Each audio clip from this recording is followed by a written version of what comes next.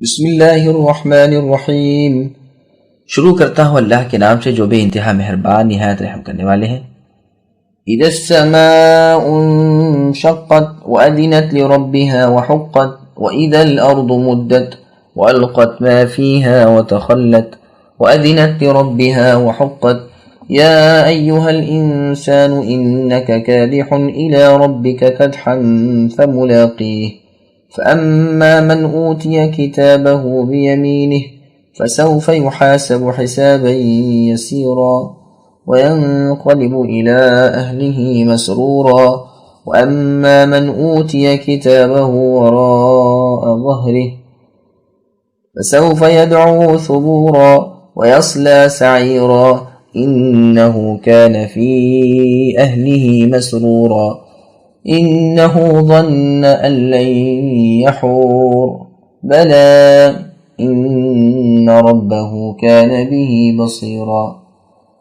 جب آسمان پھٹ جائے گا اور اپنے رب کے حکم پر کان لگائے گا اور اسی کے لائق وہ ہے، اور جب زمین کھینچ کر پھیلا دی جائے گی اور اس میں جو ہے وہ اسے اگل دے گی اور خالی ہو جائے گی، اور اپنے رب کے حکم پر کان لگائے گی اور اسی کے لائق وہ ہے یعنی زمین۔ اے انسان، تو اپنے رب اللہ تعالیٰ سے ملنے تک کی یہ کوشش اور تمام کام اور محنتیں کر کے اللہ سے ملاقات کرنے والا ہے۔ تو اس وقت جس شخص کے داہنے ہاتھ میں اعمال نامہ دیا جائے گا اس کا حساب تو بڑی آسانی سے لیا جائے گا اور وہ اپنے والوں کی طرف ہنسی خوشی لوٹ آئے گا۔ ہاں، جس شخص کا اعمال نامہ اس کی پیٹھ کے پیچھے دیا جائے گا تو وہ موت کو بلانے لگے گا اور بھڑکتی ہوئی جہنم میں داخل ہوگا۔ یہ شخص اپنے متعلقین میں دنیا میں خوش تھا، اس کا خیال تھا کہ اللہ کی طرف لوٹ کر ہی نہ جائے گا۔ یہ کیسے ہو سکتا ہے؟ حالانکہ اس کے پروردگار اللہ تعالیٰ اسے بخوبی دیکھ رہے تھے۔ سامعین، اب اس سورت کا تعارف سماعت کریں۔ موطا امام مالک میں ہے کہ ابو ہریرہ رضی اللہ عنہ نے لوگوں کو نماز پڑھائی اور اس میں اذا السماء انشقت کی سورت پڑھی اور سجدہ کیا اور فارغ ہو کر فرمایا رسول اللہ صلی اللہ علیہ وسلم نے بھی اس کے پڑھتے ہوئے سجدہ کیا تھا۔ یہ روایت مسلم اور سنن نسائی میں بھی ہے۔ بخاری میں ہے کہ ابو رافع رحمۃ اللہ علیہ فرماتے ہیں کہ میں نے ابو ہریرہ رضی اللہ عنہ کے پیچھے عشاء کی نماز پڑھی، آپ نے اس میں اذا السماء انشقت کی تلاوت کی اور سجدہ کیا۔ میں نے پوچھا تو جواب دیا کہ میں نے ابو القاسم صلی اللہ علیہ وسلم کے پیچھے سجدہ کیا ہے، یعنی رسول اللہ صلی اللہ علیہ وسلم نے بھی اس سورت کو نماز میں پڑھا اور آیت سجدہ پر سجدہ کیا اور مقتدیوں نے بھی سجدہ کیا۔ بس میں تو جب تک آپ صلی اللہ علیہ وسلم سے ملوں گا اس موقع پر یعنی آیت سجدہ پر سجدہ کرتا رہوں گا، یعنی مرتے دم تک۔ اس حدیث کی سندیں اور بھی ہیں اور صحیح مسلم اور سنن نسائی میں مروی ہے کہ ابو ہریرہ رضی اللہ عنہ فرماتے ہیں کہ ہم نے رسول اللہ صلی اللہ علیہ وسلم کے ساتھ سورہ اذا السماء انشقت میں اور سورہ اقرا بسم ربک الذی خلق میں سجدہ کیا۔ سامعین، اب آیتوں کی تفسیر سماعت کیجیے۔ آسمان پھٹ جائے گا۔ اللہ تعالیٰ فرماتے ہیں کہ قیامت کے دن آسمان پھٹ جائے گا، وہ اپنے رب کے حکم پر کار بند ہونے کے لیے اپنے کان لگائے ہوئے ہوگا۔ پھٹنے کا حکم پاتے ہی پھٹ پھٹ کر ٹکڑے ہو جائے گا۔ اسے بھی چاہیے کہ امر الہی بجا لائے، اس لیے کہ یہ اس اللہ تعالیٰ کا حکم ہے جسے کوئی روک نہیں سکتا، جس سے بڑا اور نہیں، جو سب پر غالب ہے اور اللہ پر غالب کوئی نہیں۔ ہر چیز اللہ تعالیٰ کے سامنے پست و لاچار ہے، بے بس و مجبور ہے، اور زمین اس روز پھیلا دی جائے گی، بچھا دی جائے گی اور کشادہ کر دی جائے گی۔ پھر آگے اللہ فرماتے ہیں کہ زمین اپنے اندر کے کل مردے اگل دے گی اور خالی ہو جائے گی۔ یہ بھی رب کے فرمان کی منتظر ہوگی اور اسے بھی یہی لائق ہے کہ اپنے رب کے فرمان پر کان لگائے۔ پھر ارشاد ہوتا ہے کہ اے انسان، تو کوشش کرتا رہے گا اور اپنے رب کی طرف آگے بڑھتا رہے گا، اعمال کرتا رہے گا، یہاں تک کہ ایک دن اللہ سے مل جائے گا اور اللہ کے سامنے کھڑا ہوگا اور اپنے اعمال اور اپنی سعی و کوشش کو اپنے آگے دیکھ لے گا۔ سنن نبی داؤد طیالسی میں ہے کہ جبریل علیہ السلام نے فرمایا اے محمد، جینے جب تک چاہیں بالآخر موت آنے والی ہے، جس سے چاہیں دل بستگی پیدا کر لیں، ایک دن اس سے جدائی ہونی ہے، جو چاہے عمل کر لیں، ایک دن اللہ سے ملاقات ہونے والی ہے۔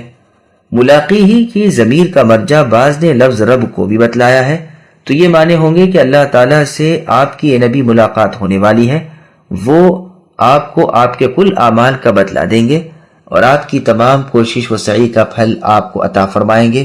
دونوں ہی باتیں آپس میں ایک دوسرے کو لازم و ملزوم ہیں۔ قتادہ رحمہ اللہ فرماتے ہیں، اے ابن آدم، تو کوشش کرنے والا ہے لیکن اپنی کوشش میں کمزور ہے، جس سے یہ ہو سکے کہ اپنی تمام تر سعی و کوشش نیکیوں کی کرے تو وہ کر لے۔ دراصل نیکی کی قدرت اور برائیوں سے بچنے کی طاقت بجز اللہ تعالیٰ کی جانب سے ملنے والی مدد ہی کے ذریعے سے حاصل ہو سکتی ہے۔ پھر فرمایا، جس کے داہنے ہاتھ میں اس کا اعمال نامہ مل جائے گا، اس کا حساب سختی بغیر نہایت آسانی سے ہوگا، اس کے چھوٹے اعمال معاف بھی ہو جائیں گے، اور جس سے اس کے تمام اعمال کا حساب لیا جائے گا وہ ہلاکت سے نہ بچے گا۔ چنانچہ صحیح بخاری، صحیح مسلم، سنن ترمذی وغیرہ میں رسول اللہ صلی اللہ علیہ وسلم کا فرمان ہے کہ جس سے بروز قیامت حساب کا مناقشہ یعنی پوچھ گچھ ہوئی وہ تباہ ہوگا۔ تو ام المؤمنین عائشہ رضی اللہ عنہ نے فرمایا کہ قرآن میں تو ہے کہ نیک لوگوں کا بھی حساب ہوگا، فسوف یحاسب حسابا یسیرا۔ رسول اللہ نے فرمایا، دراصل یہ وہ حساب نہیں، یہ تو صرف پیشی ہے، جس سے حساب میں پوچھ گچھ ہوگی وہ برباد ہوگا۔ دوسری روایت میں ہے کہ یہ بیان فرماتے ہوئے رسول اللہ نے اپنی انگلی اپنے ہاتھ پر رکھ کر جس طرح کوئی چیز کریدتے ہوں اس طرح اسے ہلا جلا کر بتلایا۔ مطلب یہ ہے کہ جس سے باز پرس اور کرید ہوگی وہ عذاب سے بچ نہیں سکتا۔ خود ام المؤمنین عائشہ رضی اللہ عنہ سے مروی ہے کہ جس سے باقاعدہ حساب ہوگا وہ تو بے عذاب نہیں رہ سکتا، اور حساب یسیر سے مراد صرف پیشی ہے، حالانکہ اللہ تعالیٰ بندے کو خوب دیکھتے رہے ہیں۔ ام المؤمنین عائشہ رضی اللہ عنہ سے مروی ہے کہ میں نے ایک مرتبہ رسول اللہ سے سنا کہ آپ نماز میں یہ دعا مانگ رہے تھے، اللہم حاسبنی حسابا یسیرا، کہ اے اللہ میرا آسان حساب لیجئے۔ جب رسول اللہ فارغ ہوئے تو میں نے پوچھا، اللہ کے رسول یہ آسان حساب کیا ہے؟ فرمایا، صرف نامہ اعمال پر نظر ڈال لی جائے گی اور کہہ دیا جائے گا کہ جاؤ ہم نے درگزر کیا، لیکن اے عائشہ جس سے اللہ تعالیٰ حساب لینے پر آئیں گے وہ شخص تو ہلاک ہوگا۔ غرض جس کے دائیں ہاتھ میں نامہ اعمال آئے گا وہ اللہ کے سامنے پیش ہوتے ہی چھٹی پا جائے گا اور اپنے والوں کی طرف خوش خوش جنت میں واپس آئے گا۔ طبرانی کی حدیث میں ہے کہ رسول اللہ صلی اللہ علیہ وسلم فرماتے ہیں، تم لوگ اعمال کر رہے ہو اور حقیقت کا علم کسی کو نہیں، ان قریب وہ وقت آنے والا ہے کہ تم اپنے اعمال کو پہچان لوگے۔ بعض وہ لوگ ہوں گے جو ہنسی خوشی اپنوں سے آ ملیں گے، اور بعض ایسے ہوں گے کہ رنجیدہ افسردہ اور ناخوش واپس آئیں گے، اور جسے پیر پیچھے سے بائیں ہاتھ میں ہاتھ موڑ کر نام اعمال دیا جائے گا، وہ نقصان اور گھاٹے کی پکار پکارے گا، ہلاکت اور موت کو بلائے گا اور جہنم میں جائے گا۔ دنیا میں خوب حشاش بشاش تھا، بے فکری سے مزے کر رہا تھا، آخرت کا خوف عاقبت کا اندیشہ مطلق نہ تھا۔ اب اس کو غم و رنج، یأس و حرمان، رنجیدگی اور افسردگی نے ہر طرف سے گھیر لیا۔ یہ سمجھ رہا تھا کہ موت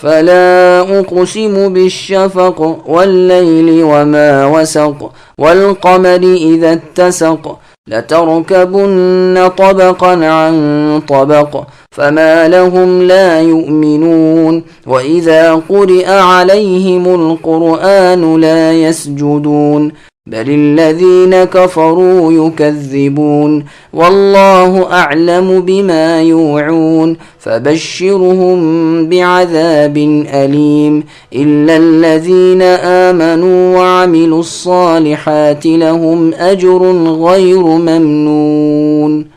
مجھے شفق کی قسم اور رات کی اور اس کی جمع کردہ چیزوں کی قسم اور پورے چاند کی قسم، یقیناً تم ایک حالت سے دوسری حالت پر پہنچو گے۔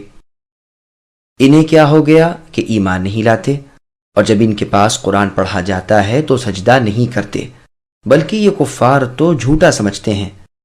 اللہ تعالیٰ خوب جانتے ہیں جو کچھ یہ دلوں میں رکھتے ہیں، انہیں المناک عذابوں کی خوشخبری سنا دیجیے۔ ہاں، ایمان والوں اور نیک اعمال والوں کو بے شمار اور نہ ختم ہونے والا نیک بدلہ ہے۔ سامعین، اب ان آیتوں کی تفسیر سماعت کیجیے۔ شفق یعنی سرخی کی قسم اور لوگوں کی حالت۔ شفق سے مراد وہ سرخی ہے جو غروب آفتاب کے بعد آسمان کے مغربی کناروں پر ظاہر ہوتی ہے۔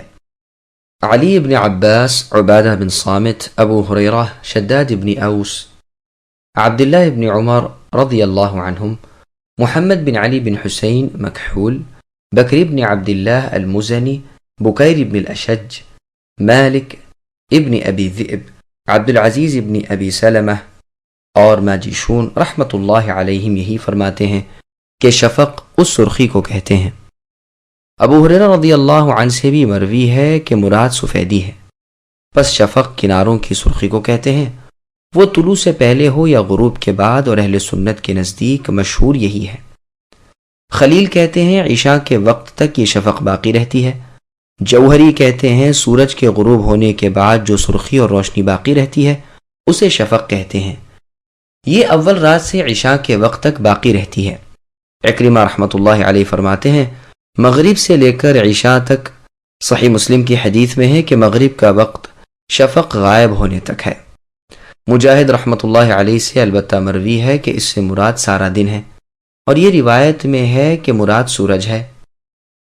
غالباً اس مطلب کی وجہ اس کے بعد کا جملہ ہے، تو گویا روشنی اور اندھیرے کی قسم کھائی۔ امام ابن جریر رحمۃ اللہ علیہ فرماتے ہیں دن کے جانے اور رات کے آنے کی قسم ہے۔ اوروں نے کہا ہے سفیدی اور سرخی کا نام شفق ہے، اور قول ہے کہ یہ لفظ ان دونوں مختلف معنوں میں بولا جاتا ہے۔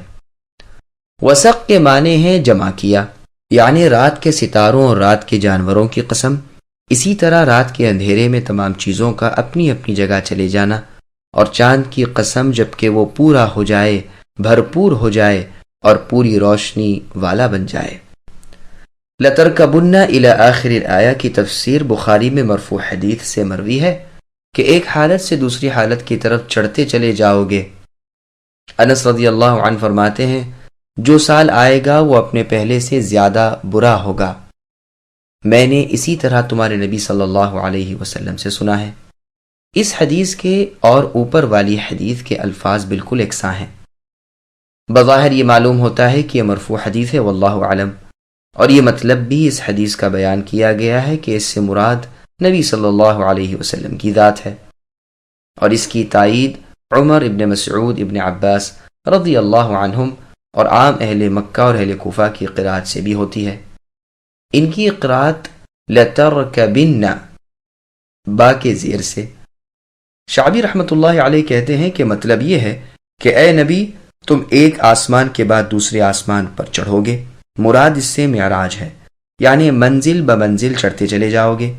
سدی رحمۃ اللہ علیہ کہتے ہیں کہ مراد یہ ہے کہ اپنے اپنے اعمال کے مطابق منزلیں طے کرو گے، جیسے صحیح بخاری میں نبی صلی اللہ علیہ وسلم کی حدیث ہے کہ تم اپنے سے اگلے لوگوں کے طریقوں پر چلو گے بالکل برابر برابر، یہاں تک کہ اگر ان میں سے کوئی گوہ کے سوراخ میں داخل ہوا ہو تو تم بھی یہی کرو گے۔ لوگوں نے کہا اگلوں سے مراد آپ کی کیا یہود و نصارہ ہیں؟ نبی صلی اللہ علیہ وسلم نے فرمایا پھر اور کون؟ مکحول رحمۃ اللہ علیہ فرماتے ہیں ہر 20 سال کے بعد تم کسی نہ کسی ایسے کام کی ایجاد کرو گے جو اس سے پہلے نہ تھا۔ عبداللہ فرماتے ہیں آسمان پھٹے گا، پھر سرخ رنگ ہو جائے گا، پھر بھی رنگ بدلتے چلے جائیں گے۔ ابن مسعود رضی اللہ عنہ فرماتے ہیں کبھی تو آسمان دھواں بن جائے گا، پھر پھٹ جائے گا۔ سعید ابن جبیر رحمۃ اللہ علیہ فرماتے ہیں کہ یعنی بہت سے لوگ جو دنیا میں پست و ذلیل تھے آخرت میں بلند وضیع عزت بن جائیں گے، اور بہت سے لوگ جو دنیا میں مرتبے اور عزت والے تھے وہ آخرت میں ذلیل و نامراد ہو جائیں گے۔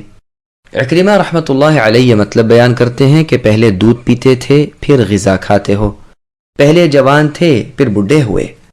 حسن بصری رحمۃ اللہ علیہ فرماتے ہیں نرمی کے بعد سختی، سختی کے بعد نرمی، امیری کے بعد فقیری، فقیری کے بعد امیری، صحت کے بعد بیماری، بیماری کے بعد تندرستی، امام ابن جریر رحمۃ اللہ علیہ نے ان تمام اقوال کو بیان کر کے فرمایا ہے کہ صحیح مطلب یہ ہے کہ آپ اے محمد صلی اللہ علیہ وسلم سخت کاموں میں ایک کے بعد ایک میں پڑھنے والے ہیں، اور گو خطاب نبی صلی اللہ علیہ وسلم سے ہی ہے، لیکن مراد سب لوگ ہیں کہ وہ قیامت کی ایک کے بعد ایک ہولناکی دیکھیں گے۔